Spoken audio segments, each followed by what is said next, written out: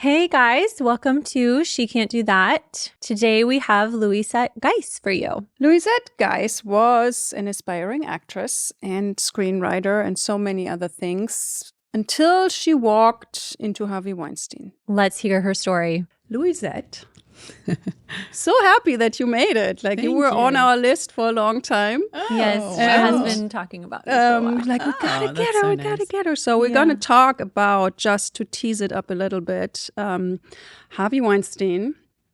We want to talk about an amazing musical. We want to talk about single motherhood, and also the LA fires. Oh yes. Everything that's just some things that come to my mind. Like a separate episode for each topic. We almost unfortunately or fortunately, I know a lot about all of those things. Exactly, it's all part of your life. But we always like to start at the very beginning because we want to hear like your full story and like get a better understanding who you are as a human. Yeah. So the only thing I know is that I think you were born in Florida. Yes. Miami Shores, Florida. Mm-hmm. For how long did you live there? I lived there for 21 years. I just turned 21 when I moved. I graduated college a year early. I went to Barry University there on a scholarship, but I always knew I wanted to be in the movie business.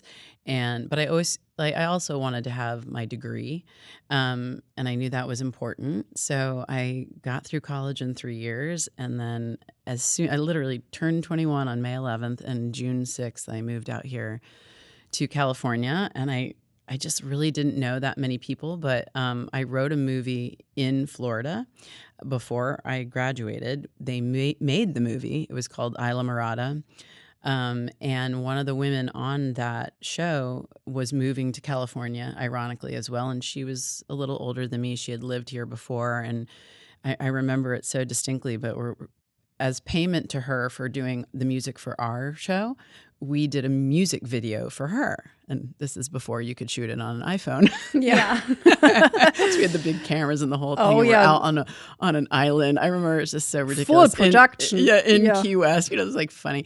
And we're shooting and she's like, yeah, I'm moving back to California and on the 6th or whatever. I was like, I'll go with you. And she looks at me and I'm like, do you need a roommate? Well, yeah. Well, I'll go with you. And that was kind of it. Gosh. So, I think I was blessed with good parents who supported me in going into the arts, although my dad did want me to be a lawyer, which was beneficial when I was helping take down Harvey Weinstein. He was very proud of that because I have case law now in my name. Mm-hmm. But other than that, I just always was drawn to the arts. I was a dancer and a singer growing up. My mother is one of 11, and the McCormick family would sing with the Von Trapps in Miami Beach and do the hotel shows, So I do come from a long line of singers, dancers. And then my dad actually put himself through college by playing the organ. And he became, he became a lawyer. And, it's just kind of fascinating when you delve into your parents' lives because it really is such a projection into what you're going to possibly do, know.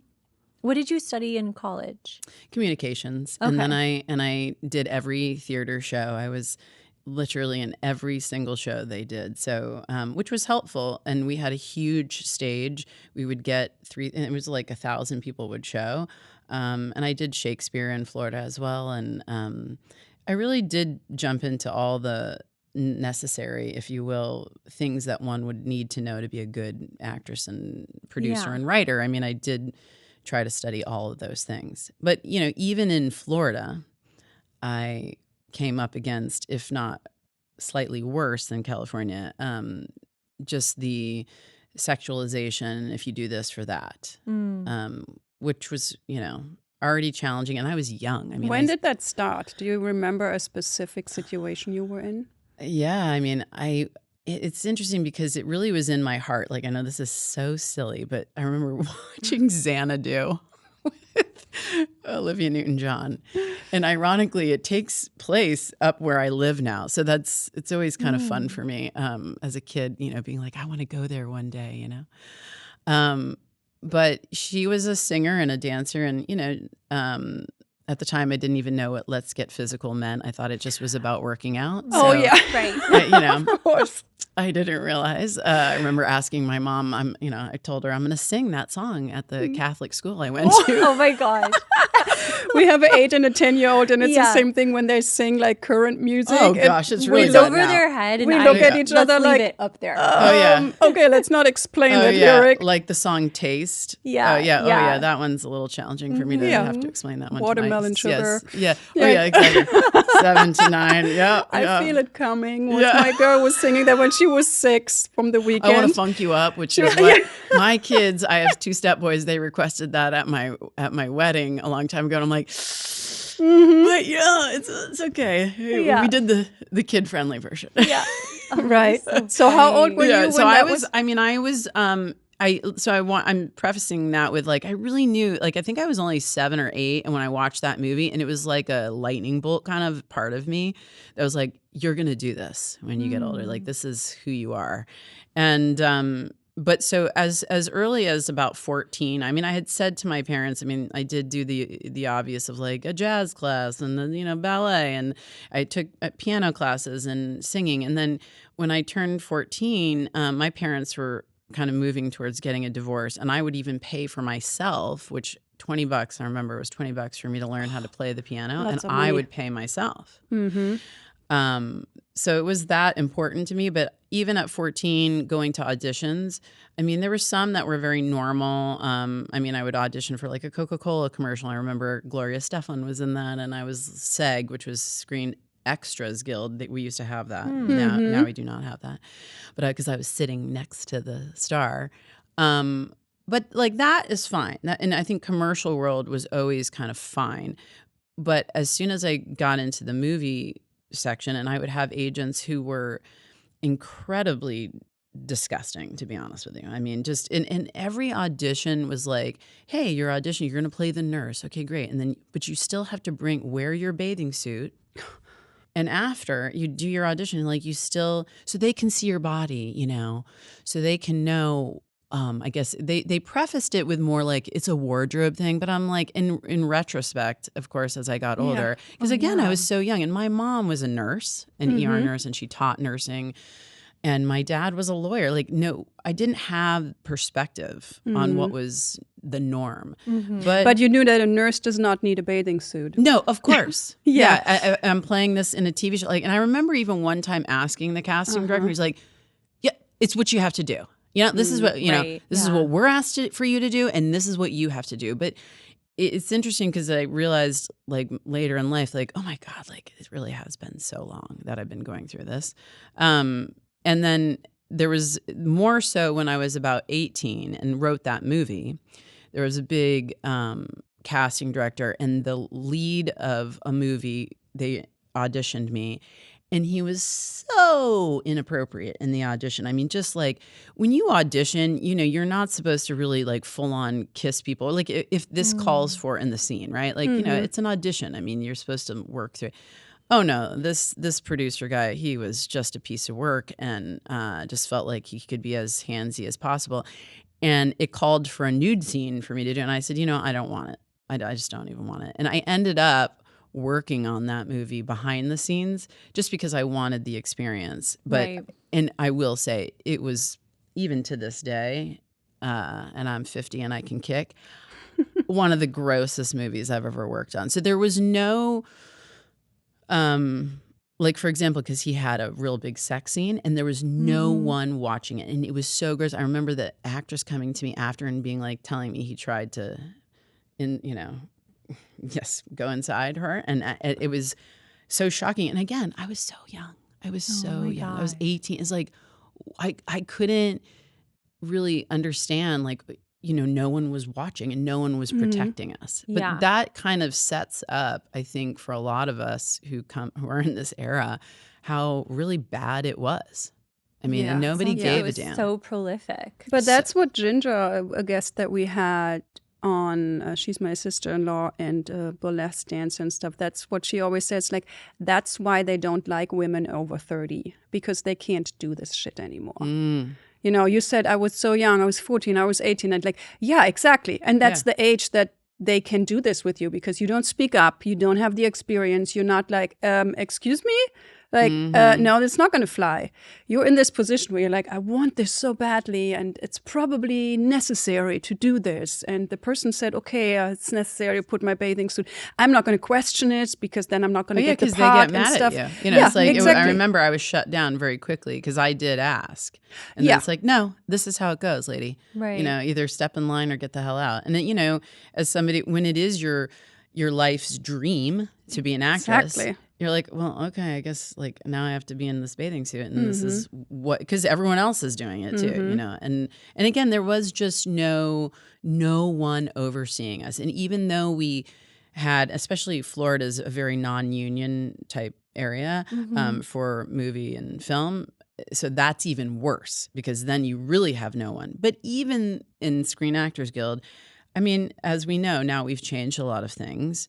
And I am very hopeful because I just even last week I went to a trauma-informed class that they did, and it was great. I mean, my friend Louise Godbold did the class, but you know, it would have been lovely had we had that, like, I don't know, 30 years ago. Yeah. Like the intimacy coordinators, is that okay? Well, so it was really a class for all of us, but a lot of intimacy coordinators were there. But like we didn't have, I mean, what was that? I mean, you know, as you know, that was that's so new. And I mean, there's famous people. I've been in a few movies, and one was very famous and like such a piece of work when we had to do our love scene. And it was just, you know, in retrospect, yeah, it made me feel horrible. And just, he was not nice, you know, not nice at all. But there was no one overseeing that. I'm not in the theater arts or film industry. So when scenes like that are shot, what is the setup there? Like, who's in the room? Who's behind the camera? Like, how does that look? They usually would, the one thing they would do is say, okay, I mean, if you had nudity, they would really kick like almost everyone out except for the necessary people. But if like the one I'm thinking of right now is just, you know, we had clothes on, but he was just very rude, you know, and it was like you had to make out and all that stuff, but it just was rude. Yeah. You know, he was very disrespectful in the way that he talked to me and touched me. And so there was no check-in for that. And then when it comes to the nudity part, I mean, you know, I also was part of the time where we had internet, but we didn't have what the internet is today. And so I can remember having contracts where it would say, hey, you know, this scene is only for this movie. You're not allowed to clip it and put it in something else, et cetera, et cetera. And then, no, that's exactly what did happen during the internet, you know, when the dawning of the internet, where it was like just run by, no one was watching it. I mean, still, as we know, but that was really upsetting to imagine you did a movie, you have a scene in a movie, and now someone's going to clip it out and use it for their own thing. And you get nothing for that.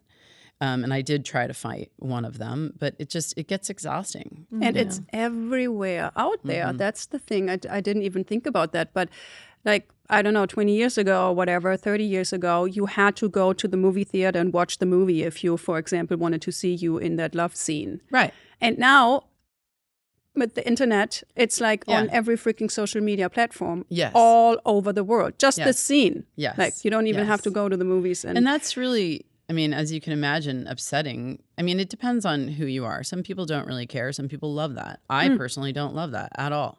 At all. Because, you know, I had a hard time, like, depending on whatever your moral standards or whatever. But it's just, you know, it just shouldn't matter. It's my body. It's me. Right. You shouldn't be able to, like, take a scene of mine and put it in something else. And I don't want to get into it too much, but it was not cool. I mean, I'd have, like, Europeans, like, putting it, like, trying, because my name at one point had a good SOI. Like, you know, I was raising their platform if they would attach my name, you see. And I remember one time there was, like, some, like, bathroom they were selling in, like, Switzerland. And it had my name attached to it. It's like, what? Seriously? Louisette Geiss. And then it's like, Switzerland bathrooms. You know? Oh my God. But, you know, it was really a crazy, it was a smash and grab, you know. And there wasn't a lot of policing is what I'm trying to drive at. Yeah. And I feel like you're already in this vulnerable position shooting this scene, and then you feel like your partner in the scene is not your partner. He's just taking what he wants and not being respectful of your boundaries or your level of comfort. You get over that hurdle, you do the scene, you shoot the movie, and then it just kind of re-triggers everything. Absolutely. Because that vulnerable moment keeps being exploited. Absolutely. And I mean, listen, it affected me in business. I mean, right. Obviously you can look anything up, and I almost hate to even mention it because now I'm talking about it publicly. But I mean, it really hurt. It really hurt I've me. never seen anything like it. I appreciate Googled that. you. But, listen, there's like, God bless it, 700 pages on me, but it's... Nobody ever goes to page second anyway. Well, but they did. But you can, exactly. Because especially, yes. When you're talking about anything salacious, that's exactly what people want to look at. That is true. And as soon as you click on it more, which is why I'm bothered by myself mentioning it... Well, we can just edit that out. Yeah, just don't click on it. But no, because it does send a message. Yeah. So as I got out of the movie business due to it being so lascivious and abusive, then what became my challenge was skirting my own name. Oh my gosh. So I literally would go, I used to be married previous, and I would just use my legal name and his name. Yeah. And then I was able to use that name to get work in a business, because, I had run businesses, but people didn't want to hire me because they're like, oh, you're Louisette, you're an actress. Right. And it's like, well, I have other things, just so we're all clear. I've run businesses, I've managed them, I've made them a lot of money. I don't want to sleep with someone for a job. I mean, call me crazy, but it seems like a pretty basic thing to ask for. Just the fact that you had to avoid your name. Yes. That is just insane. It is. And it's sad because you build up your name. Your name is part of who you are. And then it was like I had to have that avoidance of it. And, and imagine too, you're some, and so I would go to these, when I got this other corporate job, it was like people would call me by, my legal name. And it was, I remember sometimes just being like, who are they? Oh yeah, they're talking to me. All right. Yeah. But, I had to pivot. I had to make money. And I started to realize oh my God, I cannot get a job. This was post, deciding to get, this is post Weinstein. But I'm like, oh my God, I cannot get a job. And then I realized oh my God, it's because you look me up, Yeah. Of course. But all these things were new. It's now it's it's commonplace. Of course we would do that. But when at the dawning of these things, you would not necessarily do that. But corporations were. And I mean, as they should. But so I reinvented myself. And when I looked up the name that I used, there was only one woman who had passed away. So I was like, great, I'm good. Oh, that's good. Well, that's what we always try to teach our children, right? I mean, my daughter has 10 and I don't put her on social media. She doesn't have her phone yet. It's going to come up within the next 4 to 6 whatever years. Yeah. She already wants it. But that's what we try to tell them. Once it's out there, it's out there. Oh, whatever you do, if it's a TikTok, if it's an Instagram, a Facebook post, a YouTube video, it is out there. And it's even if you delete it, it's gonna be out there forever. If somebody wants to find it and use it against you, they can and they will. Absolutely. And I mean, for myself, look, it took me a long time to, get into these movies. And as I was the second lead of this particular movie, and, it was really a big honor to be, I was the only American hired. It was a big deal, yada, yada. But, yes, the challenge was that I didn't even know that there wasn't even space in a contract to be but I mean, actually I was very specific. It was you cannot clip it out, but the internet, there was no fighting against it. Yeah. So. And there is still no fighting against it, right? I mean, it's out there. Who do you want to sue? Right. Right. The Peter in Japan or whatever who use it. I mean, it's hard to. I mean, there's actually one company, I don't even want to mention their name, that used to clip all these images and videos of women and then rate them. And I literally hate them. But it's funny because in my musical, I do a nod of making fun of them or just that is I'm pissed about that. Yeah. But and they felt like it was their right. Of course it was their right. I'm allowed to judge the from top to bottom, But that was very normal. And they were held up and people, and then some women, to be honest, some women loved it. Oh, yes, I love it. I just didn't personally, it was not my thing. Okay, so 21, you moved to LA. Mm-hmm. Did you get a job outside of acting, or was the goal just to act in as many productions as you could? Well, no, I had to pay my bills. So, and to be honest, I took so many classes. Like I studied with Larry Moss and Michelle Danner, and gosh, I used to go to TVI, which was like a place where you would go and do acting classes, but a lot of times they'd have casting directors, and I just did all of the things. Like I took so many classes. I would say I almost took a class a night. I mean, but it was more about I would take some of the classes where agents and casting directors would be there, and that's how I moved up the ladder probably quickly, is just because I was doing the work. Yeah. But my day job was I worked at a music company. I started as a receptionist, and then they found out I could sing. So then that was great, because then I would come in and I remember we did this one Coca-Cola commercial, and I made so much money I could buy a couch. And I played a bird, and your mom's proud of you too, because you're living out the and I'm not like taking all the money from them, too, probably. But so I would supplement. I mean, I had a day job, 9 to 5, but they knew that I wanted to be an actress, and I was just really upfront. I was like, okay, I may have to go for auditions, or maybe I book something and I'm gone for X amount of time. But the one thing I learned really quickly was like, I was nervous that I couldn't, if you will, do it all. But I learned to take it in, take every opportunity. And then what I would do is once I had everything and I realized, okay, some stuff is just too much for me, then I would clip it away.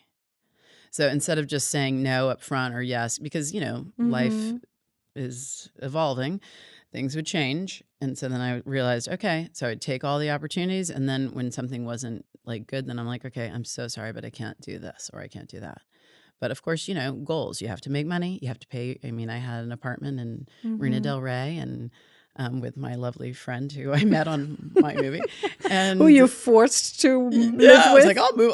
I'm going to move. I'll move with you. She was great, and we're still friends to this day. Oh, that's cool. So she's and ironically, she moved back to Florida just recently. Oh, really? She retired. Yeah. Did you ever think of going back? I did after the fires, I have to say. Oh, really? Just recently? Yes, because obviously it's so much more affordable there. And then just dealing with so many people saying, it's going to be years before you can breathe, and your children and this and that and this and that. But, as you guys both know, I mean, moving, especially to another state, it's so expensive in and of itself. So, but listen, my mom passed several years ago, and we still have her house there, and I do rent it out. So that's why I was contemplating. They move in June, and I was like, all right, well, at least the nice part for me is I know at least I have a place to land. I'm sure I will get my dad back, who partly lives with me, because he would probably love to live back in his home, But I don't know. Now things are evolving, and I feel better about living in Santa Monica. But, that's its own subject, I know. We will get to the fires. Yeah. They were so recently. We have to talk about that. But go back to, you moved to California. How quickly kind of did it happen for you that you were like, oh, I think I can do this. Like this is working. That's a great question. Or did it ever come to that where you had this because I know big Hollywood actors who still don't feel that way, who still think I did this movie and I won all these awards or whatever, but am I going to have ever another job? Like some have this their whole life. Yeah. So I think specifically in these jobs where you go from job to job to job, it's difficult. But did you have that situation at some point where you were like, I think I can make this work. I can make this my... Yeah, I think initially, ignorance is bliss, right? And it's... Yes. I had parents who kind of... listen... Nothing's perfect, but the one thing they really instilled in me is how to find a way through and how to maintain a positive attitude. And I appreciate that. But I also learned from my parents, like, I mean, we would help. I had 2 brothers who passed away from genetic diseases after me. And then my mom had my sister Trina and my brother Robbie. So my brother Robbie's 10 years younger than me. But from that experience of my mom losing those babies, that we would always donate our time to helping children who had, genetic diseases or any challenge, if you will. And I think that the fact that they helped me do that, and I saw so young what it was like to not be able to literally just go to the bathroom for yourself when you're 15, or to be, just so sick and all these other things. And how old were you when your brothers passed away? I was 4 and then 5. And then my sister came. So yeah, but she did them kind of like she had back-to-back children, and they'd both back-to-back passed away. So that was, my mother's her own story, but she went through a lot. The loss of a baby, but she was a nurse. And so she then took that and she created this thing called Children's Genetic Disease Foundation. And she ran it, and we would help children all the time. We did so many events. I mean, it's funny, it was a lot, honestly. It was a lot. But I did learn from a very young age, like, hey, you need to be grateful. Like, gratitude needs to be your attitude, or else, And I mean, that I do think I see in kids these days, like, we don't, there's so many rules now, like, you can't do this, you can't do that.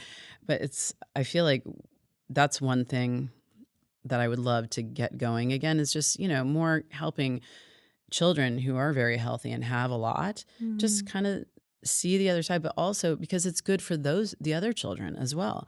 A lot of kids, I remember I worked with a mentally handicapped child, and she was like, no one ever looks at me. And that stuck with me. So like, whenever I see anybody who's challenged in any way, I just look them in the eye and I'm like, hi, how you doing?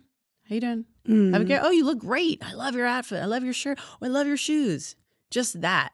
Because I learned from such a young age that, like, it makes a difference for both, quite frankly, both of us. But that's how I was able to, I think I kind of came to California with, like, I'm going to do this, And I mean, again, I put in the work. It wasn't like I didn't put in the work. And so I felt confident. I did work at a music company, so that was helpful. But I always would keep a day job until I kind of got to this place where I didn't need to. And that's when a lot of things shifted, because as I started to get more work, I was like moving up the ladder and then meeting all the creepies. And that's a nice way to put it. I mean, they existed always, whether you had a big job or a smaller job. But the male gatekeepers. It's definitely, it was interesting. I did the Drew Carey show. That show was one of my first, like, network shows, and they were so nice, so kind. Drew was amazing.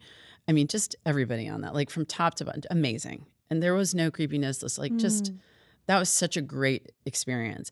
I think those kinds of experiences led me to believe, like, oh, it's not always going to be this way. And, to that point, I think it really was a lot of that way, where it was scary and nerve-wracking and upsetting, and you always felt like, oh my God, is this guy going to do this or that, or this casting or whatever. But the shining moments really stood out, and then that's what keeps you going, I think. It's really sad, actually, that you notice when it's not that way.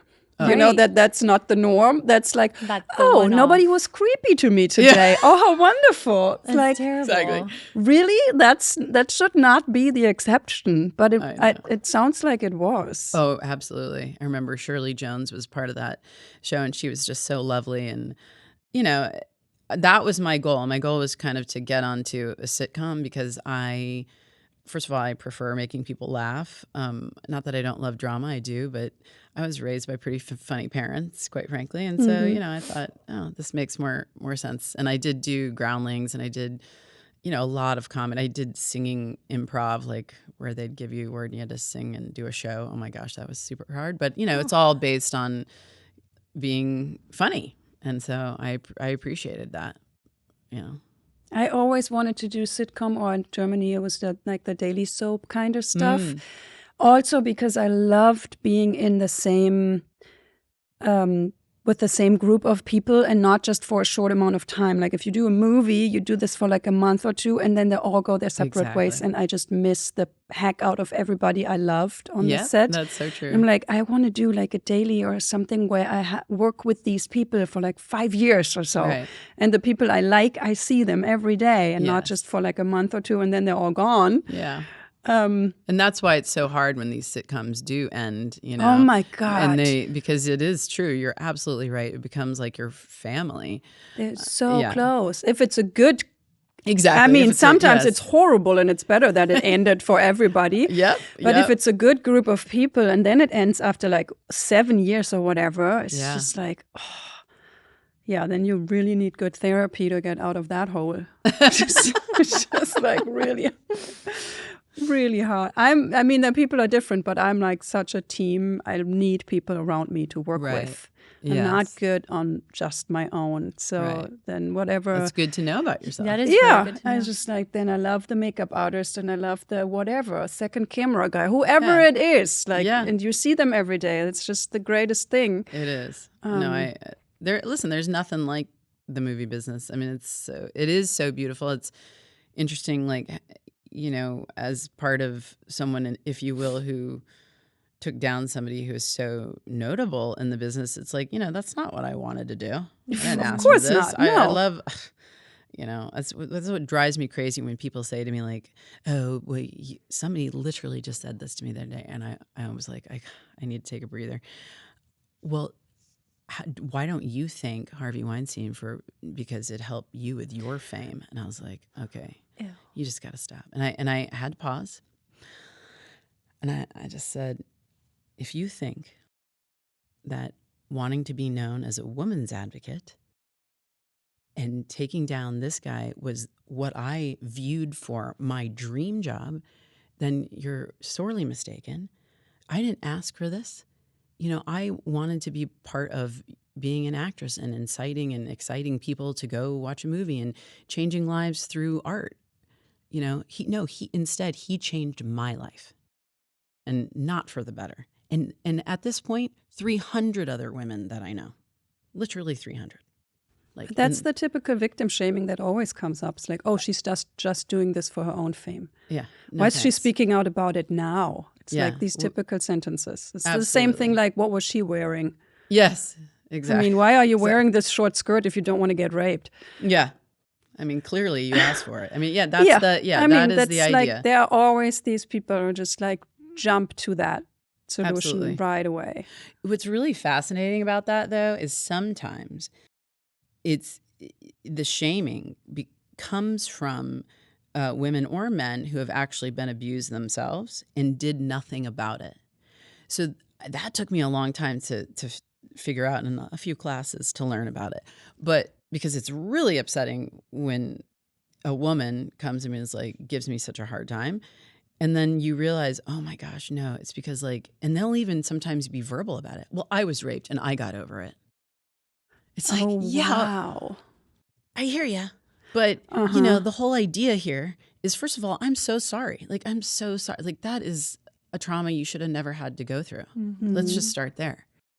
You know, but the whole sidebar is that we stop this guy from doing it to other women. And if we don't speak up, and I know that this is, you know, every woman has to, and man has to do, and I say man because the more I speak about this subject, the more men come to me, and I've learned just way too much about how sad, you know, what goes on for young boys and men, you know.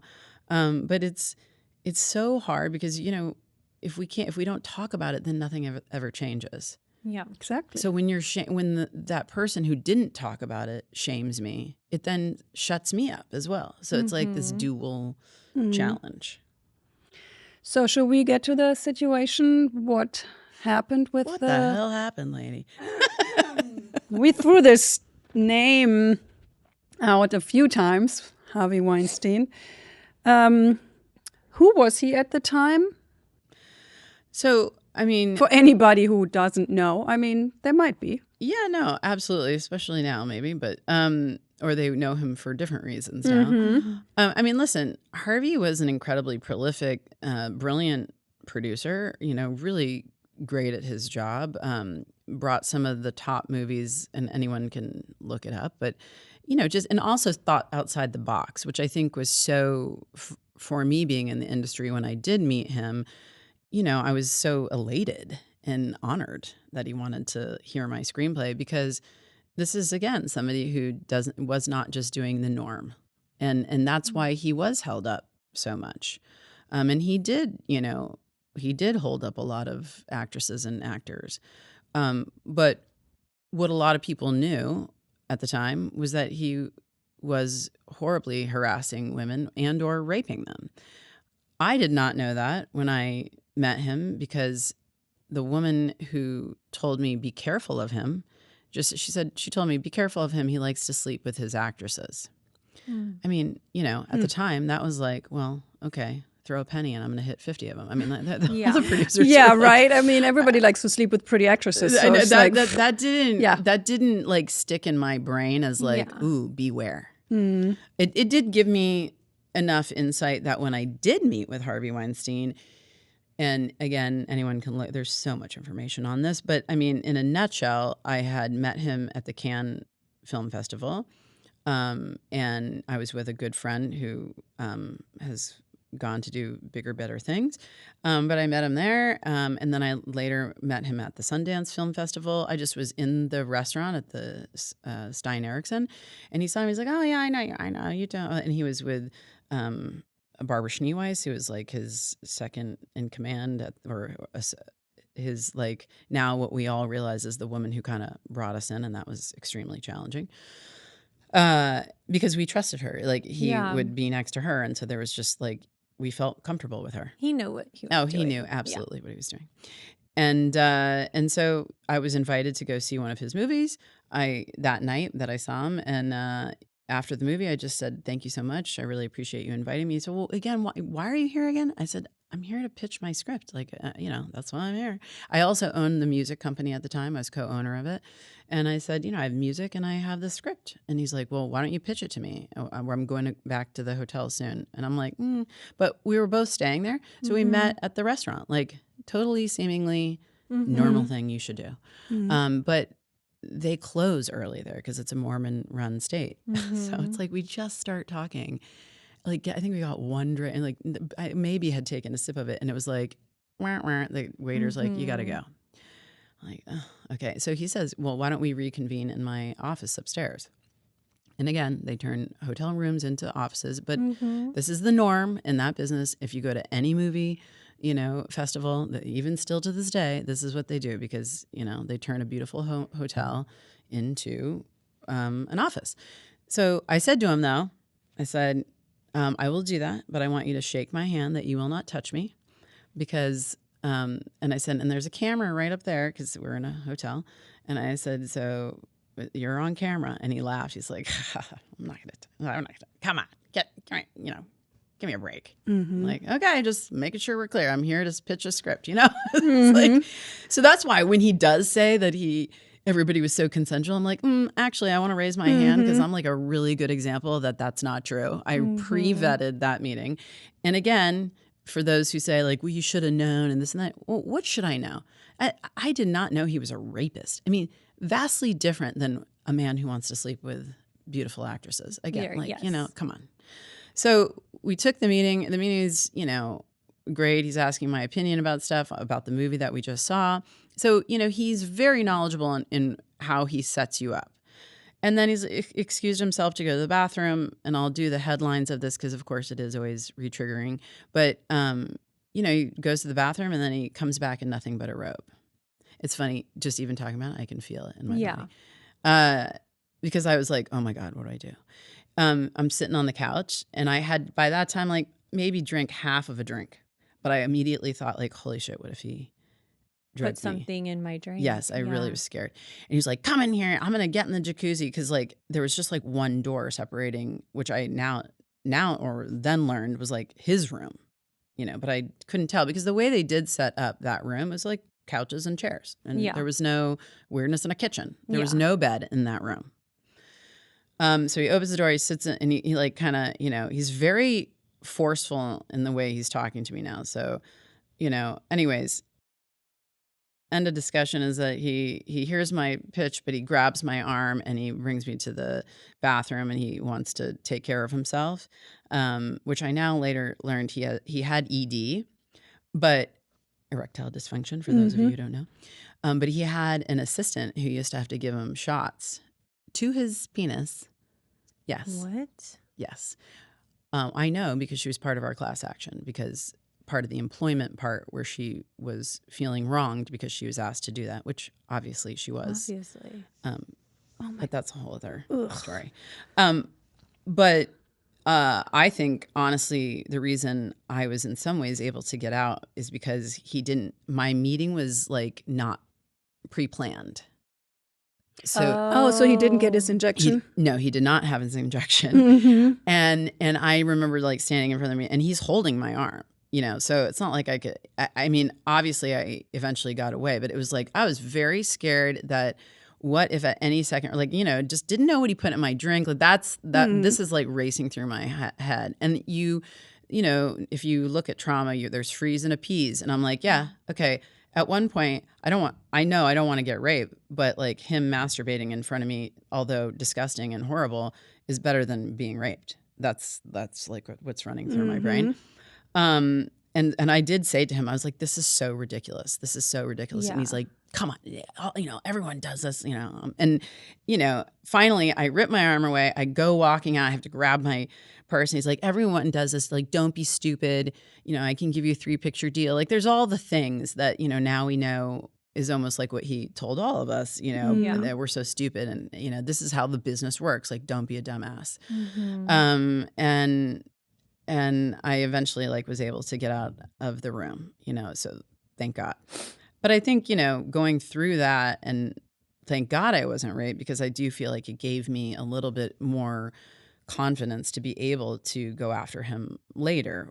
It was 2008. 2008 was a crappy year for everyone, as we all know. My music business was not doing well. My business partner died of glioblastoma, which is a brain tumor. He was only 48, such a great man. So I have had wonderful men in my life as well that I've worked with. Wade Hubbard, we miss you. He was great, but he had a young daughter. And I was trying to keep that music business afloat. And then I had another guy come in and like steal all of my live files. That's a whole other Oprah. And he stole everything, and it was just so disgusting and gross. And I had huge clients from like Royal Caribbean to, you know, Motorola, Splenda, and I was trying to still keep the company afloat, and I was going to pay everyone and, you know, still run it. But this guy came in and like stole my back then we had DATs, you know. And so he like literally came in and took them. So once you take them, when you take all my live files, it really affected me, because I used to do every show for Royal Caribbean, and like I said, all these other big shows, and that really, really affected me. But again, I had just gone through this thing with Harvey Weinstein. My business partner died. I was like, you know what? That's it. Like he was the tipping point for me. And he even called like later to meet with me about my script. And I said, and I was like, well, I'm going to show up with my lawyer. And I actually brought my sister too, which is like hilarious. I don't know what she was going to do for me, but you know, it was more about, I needed the support, the moral support also. Right. Yeah. And then of course it was the same thing. Like he wanted nothing to do with that. He just wanted to shtup me, and you know, he's like, oh, well, you know, we can go to the Beverly Wilshire now and go upstairs. And I'm like, I didn't accept the first time. Like, are you kidding? Wow. So he really, but you know, this people can say like, well, why would you meet again? Because I needed to work. Yeah. I needed to make money. I wrote this amazing script that I spent 4 years on. And if he can make it, and I was very clear, you know, and that's why I brought my lawyer and whatever.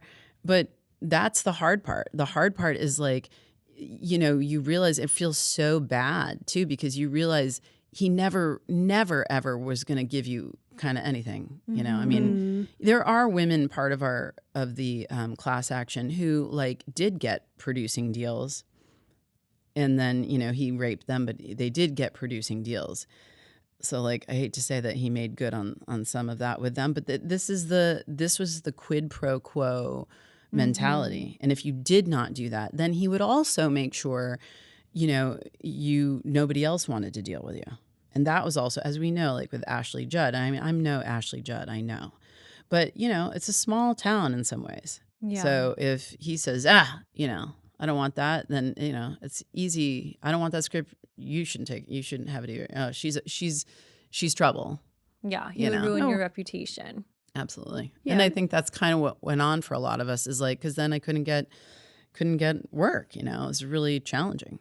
And so that's why I just decided, you know what, instead of trying to like, I really remember going to the Palisades, like just in the Palisades by the ocean and stuff, and being like, sitting there by the ocean and thinking, what do you want? And I really wrote it down. And I mean, at the time I was in my 30s, just to give you perspective. So I was older, and was like, I want to have a family. Like I'd rather have children than an Oscar. I'd rather have love than, some metal object that tells me I'm better than I am, or whatever, that holds me up. And so that's really what became that demarcation line of, I can't do this anymore. And I was really like, again, he's just one person. You have to understand, like, I mean, so many people. I mean, it's interesting to see how many of them coming out now of getting in trouble. And I'm like, yes, because I would have like maybe one bad audition with, this guy in particular. And it's like, and I wanted to call SAG and be like, he's horrible. And then the casting director would be like, please don't, I'm going to lose my job. And I'm a single mom. Like the whole thing. It is so bonkers. But it was they were so many of them were so prolific. And then and it also really affected my confidence. And I think that is the part, like, you probably don't know this, but when you get paid from a bankruptcy, or, if you get paid, they will say, oh, well, you still have to pay taxes. It's considered like work money. It's like, because it's not a physical injury. And I'm like, I'm sorry. It is a physical injury, because it absolutely screws with your head. Yeah. I mean, absolutely. And you carry that with you. And I mean, I've had to reinvent myself many times, whether I wanted to or not. But, it really, really does. And when you realize, like, you can work all you want and you can do the best you can, and no matter what, you are still, a piece of meat to these people, that's the challenge. And it does break down your kind of will to want to do it as well. Of course. So I did. And then I couldn't get a job, as I mentioned earlier. Yeah. Because everyone would look me up and they're like, oh, you're an actress. You must be stupid. Like, there was that mentality. Was that immediately after? Like, was that in 2008, like kind of immediately after the Weinstein thing, where you said like, and when your music business went down, where you're just like, okay, I'm freaking done with this. I'm going to get like a corporate job or something. Yes, because it was pretty quick, because, I mean, I needed income as well. And I had, again, run a company and made it more money than it had ever made. But none of that was looked at as like I did something good. Like, even some of those clients who had hired me, I remember them saying, well, do you think you can do this now that like Wade's not here? And I'm like, I'm sorry. He had glioblastoma. It was really challenging. Like, and I protected him, and I learned all the things I needed to learn. But it was just because there was a man at the helm, if you will. It was okay. But I just want to say the same thing. Would they have asked him, if you would have left the company, would they have asked him to say, oh, you think you can do this now that that Louisette went? No, they wouldn't. No, it was really insulting. In this particular client, I know who you are, he said it in front of my client. And it was really upsetting. I was like, how dare you? Yeah. And this was like presumably somebody who like cared about me, if you will. Like, he was a nice client, No, but it was like, ask that. And so that, of course, was, again, a tipping point of making then the client question it. But, of course, it didn't help that like my main composer then went in and took all the live files. So once you take those, that really was crushing. Yeah. And I think too, I just didn't have the will to like want to fight it anymore. It was too upsetting to me. And, I really loved my business. I loved my screenplay. I loved all these things, but I never thought that I would have to have sex or watch a man masturbate in order to just, I don't know, do my job. Yeah. That's what's so, I think, upsetting about the whole thing. And I try to always push on that with like reporters I've spoken to over the years, because I'm like, you do realize I'm literally just saying I want to be able to go take an interview, an audition, do my job without being sexually harassed. Yes. Period. That's is it. And why we're still talking about it is mind-blowing to me, because it clearly we're still in it, as we all know. Yeah. If not slightly worse. I think we've had this pendulum that swung, and, I think it's been helpful, but I do think, obviously we clearly still need to fight the fight. And again, I love men. I have to say that because I get, haters. But it's just, no, I have no problem with good men. In fact, we need good men. We need good men to hold us up and to keep holding us up. That is the truth. And vice versa. This is how we all do better. Yeah. But if I'm scared, if I'm fearful, I am not going to do my best. Oh. What happened to your script that you had It was called The Hairy Truth About Men, which is ironic. Oh, that's very funny. Yes. Stop. Oh my God. I don't know. I really feel like I need to repitch that script now. Lately, it's been coming to me because it still is appropriate. It's really a coming of age movie, more about men, but like a rom-com situation. And again, you have to remember when I wrote it was like back in 2008, and everyone was doing these kinds of things. Like, but it was about a man losing his hair and how much that changed the trajectory of what he was doing. And it's meant to be funny, but it's also to shine the reverse light. Women are always taking care of themselves, but men go through this too. Yeah. And boy, do they go through it. And not only that, but all the things that they do, they take the pill to grow the hair, but the pill to grow the hair affects their erection. Like, so then they can get the woman, they can't, do anything. It was like really a big circle, especially. That's a great subject, and that's never been done. See? Who wants to do it? Let's pitch it. Let's do it. Hello, but everybody out there. That's why I was, and I had gotten like a ghostwriter to like fix certain things just because we wanted it to be the best that it could be. So like I spent thousands of dollars. I just want to give perspective because that script is ready to go when I met Harvey Weinstein. And so, yes, it was such a big, exciting opportunity for me. Yeah. You said you spent 4 years writing it. Oh yeah, because we rewrote it and rewrote it and rewrote it. Just and things were changing at the time. It's interesting. Not much has changed in that space now, but it's just we were really on top of it. And of course, I had a full-time job. At the time, I wasn't just sitting home writing. So it took a long time. But my writing partner is Christian Middleton, and he's amazing. So super funny. He's a chiropractor, and by trade, but he was great. He was in a big movie at the time, so it was like really our time to shine. But the reason I became a writer was because I didn't want to, quite frankly, go in and meet Harvey Weinstein as an actress because that seemed too needy. I wanted to go in having a product because I felt like, well, if I have a product, they want the product, getting a good writer, all these things is not so easy. Fine, here, let's go this way. Yeah. But then that's what was so soul crushing about it, was that I realized that even when I became a writer, it didn't matter. Then you were still objectified. I still had to be scared. Yeah. Yeah, I still had to be scared. And, again, at that time, I remember doing one show. It was a TV show. And the producer, a big producer, came to my green room and he's like, I want you to get in my limo. And I'm like, What? Jesus Christ. I mean, like he was But in it's my so green hard room. because how do you know if that's just an innocent ride in a limo? You're gonna have a like 10 Well, minute no, chat. that guy I could tell. Oh, So okay. I was like, oh my God, because he was like getting really like coming on to me really, and he was in my dressing room. Sorry, not the green room. He was in my dressing room. So when we finished the show, I'd come down, and it was really late at night when we had finished, and so I was like, I'm gonna run to the bathroom, and I skedaddled out of there. But later he fired me. And then at the wrap party, he told me, you see that girl over there? I hired her because she would do what you wouldn't. Ew. And then he said to me, do you want to take a walk around the block? And I was like, And he still asked you. my God. Wow. What the hell, man? I said, no.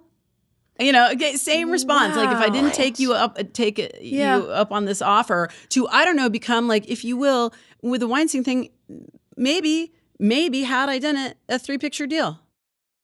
Are these guys just so used to people saying yes? I think to a certain degree, audacity. yes, they are.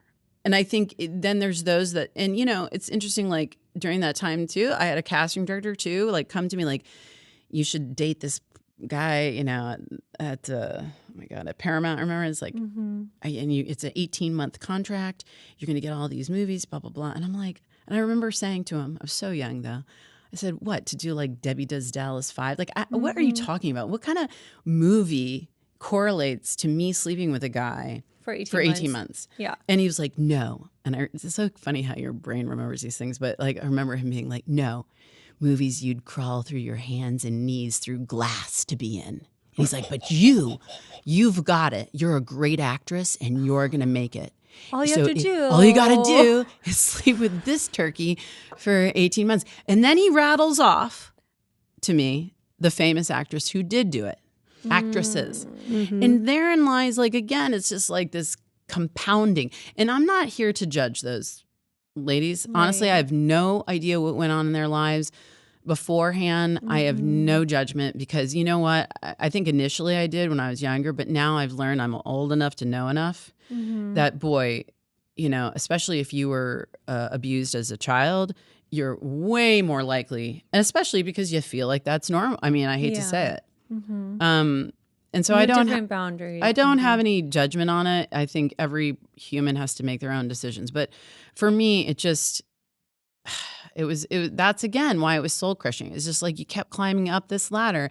And again, I was getting farther and farther, but then like poof, down because you didn't do this. Really told me to my face. And when I tried to go after him legally, but it was COVID. Like COVID just hit. When Weinstein was found guilty in New York the first time, well, hopefully there'll be a second time, but I tried to, go after all the predators. And I was like, you know what? I need to reclaim my like power and like, let's do this. And I had a great lawyer, Beth Fagan. She did the class action for me. She did not charge us. I don't know if people know that, but she did not. And that was an extensive, deep, long process through the bankruptcy. Anyways, she was willing. She started her own firm and was willing to go after these. There was 4 of them. And it was COVID and like big, huge companies, and they wouldn't do anything. And again, it was COVID, so it was more challenging. But it's just to give you perspective of like, I mean, they were high up on the food chain, so nobody really wants to tackle that. How did the Weinstein thing start? Like in 2008, it happened to you. When did it come to that somebody spoke out about it? Well, ironically, I remember it so well because I had given birth to my second daughter, Delaney, who is now 7 years old. But it was, 2017, just to give you perspective. I had heard... I had gone to the doctor, like my 6-week checkup. And I get out of that doctor appointment and I turn my phone on and it's just like a barrage of like text and like weird people that I haven't like talked, like old boyfriends I had dated like when I was like 20, just because I had spoken about this story to a lot of people. I mean, from, friends to ex-boyfriends to, my realtor, because there is this zeitgeist, people who had been in the movie business knew about these abuses, but it was like you also couldn't, point to it sometimes. And those articles really, that was like just a laser beam on, obviously. And he tried to stop those so many times, as we all know. I mean, really, just to give you perspective, like Barbara Schneeweiss, a couple months previous to that article coming out, she LinkedIn me. And I hadn't talked to her for, I think maybe since 2008, because I had gotten out of the business. It was a very long time. And I was like, oh, that's so interesting. Like, why would she? Right. Why would she? But this is where when you got all these women together, you also realized how really they were worried about the story. This was the woman that was his like right hand. Yeah, right hand. Yeah. Right hand woman. Yeah. And but they had heard about this story coming out, and it's what the Megan Twohey, and Jodie Cantor, and all New York Times. Yes. Yeah. But and Ronan, God bless him. He's amazing. But all of a sudden they were so worried. So it was interesting. I think they were trying to pick off like who was in this story. Ironically, I was not in that story, but they were, I guess, obviously they probably were a little worried because I was getting LinkedIn. Yes, because you were probably one of the few that said no. Yeah. And so he was probably like, well, you have to make sure she wasn't the person that blew this up because she spoke so loudly and that like she said no in my hotel room. Interesting. Why did they decide at that point to write about it? I'm pretty sure people came to them before that. Well, because they had shut magazines it down. Are always just like, oh, we're not touching this. Yeah, but if you look, so this is really interesting tidbit. So they tried to do this 2 years previous when I was pregnant with my daughter Tegan. And the reason I know is because I reached out to my friend in a text, and now she's very famous. And I said, we have to, because I knew he had hurt her. And I said, we have to do something now. We have to. And she's like, yes, we have to. We're going to do whatever. And then right after, that was Ambra. Did the whole, remember, hell, they got him on with a voiceover. And you could hear at that time, like he was so creepy, but they shut that down so fast and said she's a hooker and she's, she's just wants his money and all this crap. And how did it happen this time that well, I think it literally was because there out. was a tsunami of women who finally came forward. At that point, he just couldn't fight it. And again, when at one point we were tallying, there was like 300 women. And those are just the 300 women who came forward. Like I literally go to the park near my house during that time. And like I was talking to one mom and she had a kid there and I'm like, you look so familiar or whatever. And because I had done a lot of interviews or whatever. And we talk about it, and she's like, oh yeah, I had my own Harvey Weinstein experience. And, and then I go down to the, like I had little kids at the time. I'm at the, the park just below the hill. And I'm like, me and another mom, and she had an experience. He was so prolific. And these two women, just to give perspective, had never said anything. And one was a really bad experience. The other one was, they're all bad, but on a level of 1 to 10, one was a 10 and one was like a 5. Yeah. And neither of those women, just because they didn't want to even acknowledge it. Yeah. Trust you me, I did tell people at the time, and no, the response was, oh, that's just Harvey. Oh, that's Harvey. And again, people need to understand, he had the Mossad, the Israeli self-defense, that lawyers would hire on behalf of Weinstein to come after us, to not only scare, intimidate you. And again, like if we really delve into it, like it's so scary. Like even what they did to Rose McGowan, like befriending her, saying, hey, it's like me suddenly talking to you and now finding out later that you're just there to take me down. It's so mentally challenging and upsetting. Because, you then feel like you can't trust anyone. And it's crazy making. That's the truth. It's when you don't feel like you can trust anyone, it's like, what do you do? Yeah. And it's very scary because you're talking about a lot of money. So like most of us probably, we had some means, but we didn't have a lot to protect ourselves. Not compared to a Weinstein Corporation. I mean, the lawyers that when they lawyer up, it's of course. Different thing. If you go to like a lawyer and say like, hey, I need some help. I have a few $1,000. Yeah. And they're like, we're throwing millions at this. Absolutely. Like, as we all know, it's not going to be thousands. It's going to be hundreds of thousands. Yeah. That's why, none of therein lies also the challenges that we didn't have the means. Yeah. We did not have the means. So, and also to your point, it's re-triggering. That's challenging. It's upsetting to your now new life. Mm-hmm. I mean, I definitely think it affected me. Affected my family.